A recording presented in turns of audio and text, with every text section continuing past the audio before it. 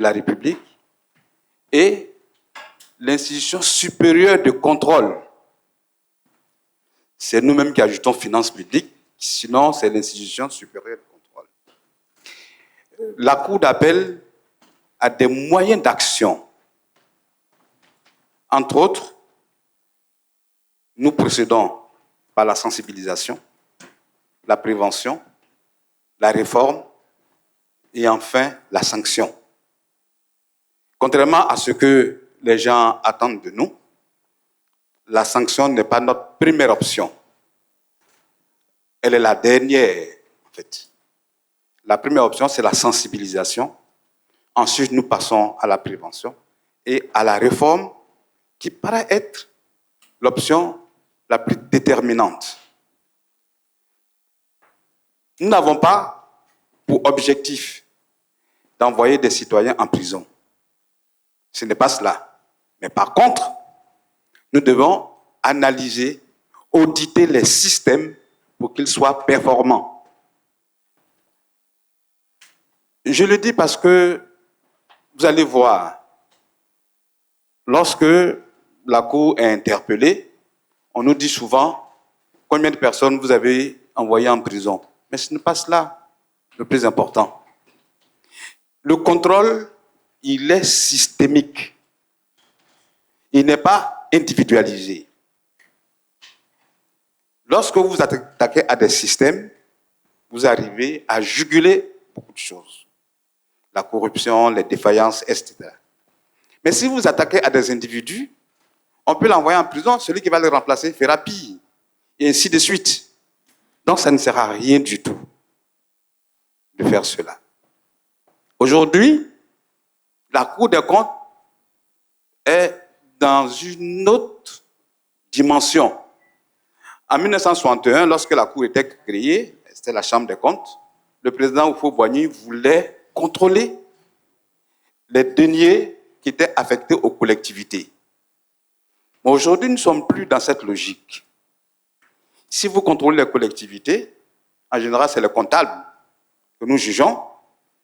Vous contrôlez un comptable qui est décédé, qui est sorti de carrière. Finalement, votre contrôle n'aboutit pas à grand-chose. Il n'y a pas de plus-value. Par contre, aujourd'hui, la Cour des comptes s'intéresse davantage à de nouveaux métiers. Les audits, audits de conformité, audits de performance, audits financiers, et même des métiers qui sont dans nos textes que nous n'arrivons pas encore à mettre en œuvre parce qu'il nous faut un temps de préparation. Aujourd'hui, on parle de certification de comptes, on parle d'évaluation de politique publique. Nous sommes formés pour cela, mais par exemple, pour la certification, il faut un texte, il faut une loi pour nous permettre d'aller à la certification. Alors, en dehors de cela, qu'est-ce que nous pouvons dire? La Cour est normée. Tout ce que nous faisons obéit à des normes. Au niveau national, nous avons des textes, la Constitution, les différentes lois organiques.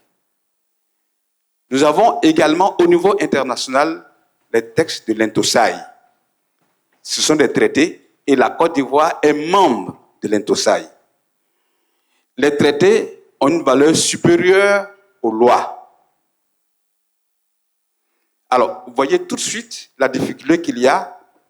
La Cour est régie par une loi organique. Ensuite, enfin, plusieurs lois organiques, puisqu'il y a la LOLF aussi. Mais les textes sur la presse, c'est une loi ordinaire. Les lois ordinaires n'ont pas priorité sur les lois organiques. De sorte que, lorsque nous sommes saisis, nous regardons, est-ce que cette loi qu'on cite est conforme à la loi organique qui nous régit, est conforme aux traités qui nous régissent. Si ce n'est pas le cas, bon, on met la loi sur la presse de côté. C'est simple. Alors, nous n'avons pas les mêmes responsabilités.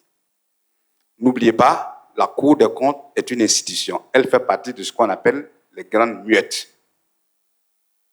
Vous ne verrez pas la Cour s'exprimer, n'est-ce pas, pour dire voilà pourquoi nous avons rendu telle décision. Et cela nous dessert parfois. Je vous prends un exemple. Il y a 2 ans, la Cour a fait apparaître son rapport sur les RELF, qui est le rapport sur l'exécution de la loi de finances. Et là-dedans, nous avons dit que le résultat de l'exécution de la loi de finances était déficitaire. Le budget a été exécuté en déficit de 2000 milliards. À notre grande surprise, les journaux s'en sont saisis et ils ont parlé d'un détournement de 2000 milliards.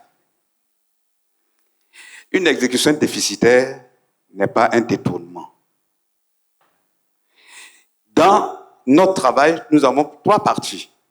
Le budget, la trésorerie, et puis nous avons les comptes d'affectation spéciale. C'est clair, le budget est déficitaire parce que nous avons dépensé plus que nous n'avons encaissé. Mais ça ne veut pas dire qu'il y a un détournement, puisque la trésorerie permet de combler ce déficit-là. Un autre exemple, vous avez vu cette histoire de passeport. Mais nous avons juste dit ceci. Le montant qui est affiché nous paraît dérisoire par rapport au nombre de passeports délivrés par nos services.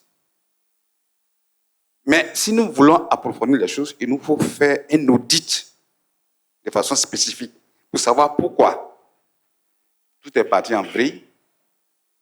On a dit que Snédé avait détourné, que le président Dick Togo, ainsi de suite. Mais ce n'est pas ce que nous avons dit. Ça m'amène à dire quoi? Certes, nous produisons l'information. Mais l'information doit être analysée selon des règles. Et l'information doit être gérée. Mais il se trouve que l'analyse de cette information que nous produisons et la gestion ne sont pas de notre compétence. Nous produisons l'information de façon brute. Mais nous ne pouvons pas nous permettre d'analyser. Sinon, il y aura un parti pris. Et nous ne gérons pas non plus cette information-là. De sorte que nous apparaissons, ce n'est pas la Cour des comptes seulement, la plupart des institutions, vous allez voir dans notre Constitution, sont gérées par des lois organiques. Nous apparaissons un peu comme une restriction à la liberté d'information. Mais ce n'est pas en tant que tel cela. Ceux qui doivent écrire, les journalistes et autres, les analystes, qu'ils prennent la peine de connaître nos textes. Alors, on trouvera ensemble ce qu'il faut dire à la population. Nous sommes, de ces institutions, conscients de ce que la Déclaration des droits de l'homme de 1948 dit ceci. La société a le droit de demander des comptes à ses gouvernants. Et nous sommes dans cette logique. Et c'est ce qui fonde d'ailleurs l'existence de la Cour des comptes. Puisque notre mandat est de demander des comptes en lieu et place des gouvernants, en lieu et place des citoyens. Voilà ce que je voulais dire d'entrée, pour dire que c'est une restriction, certes, mais elle est utile parce qu'à un moment donné, il faut que le contrôle s'arrête. Le contrôle ne peut pas être indéfini. Nous contrôlons tout le monde, même les autres structures de contrôle nous transmettent leurs rapports. Mais à un moment donné, s'il y a des gens pour nous contrôler, qui va contrôler ceux qui nous contrôlent? Donc, à un moment donné, il faut que le contrôle s'arrête. Je vous remercie. Merci, M. Mofofana, pour cette présentation.